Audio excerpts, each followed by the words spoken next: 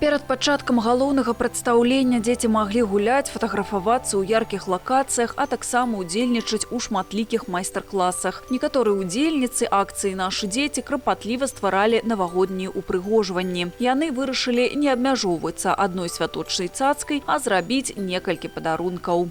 Мне тут нравится, потому что тут можно рисовать, вот тут и все бесплатно, прикольно. Мне нравится, я люблю рисовать. Я сделала оленя, чтобы повесить на елку. Я сделала розу, чтобы тоже украсить что-нибудь.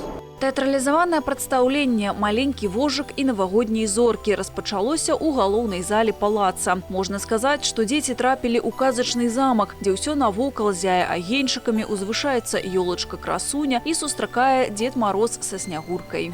Такие акции, такие вот как вот наша сегодняшняя это акция «Наши дети», которые призваны для того, чтобы одарить вниманием каждого ребенка. Очень строится много школ с бассейнами, детские сады, детские всеразличные центры.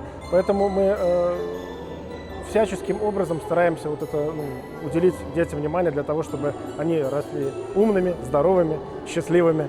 Штогод да акцыі далучаецца ўсё больш арганізацый, прадпрыемстваў і грамадзян, якія жадаюць прыняць удзел у віншаваннях дзяцей і ўнесці свой уклад у падтрымку тых, хто сёння мае патрэбу ў клопаце і дапамозе.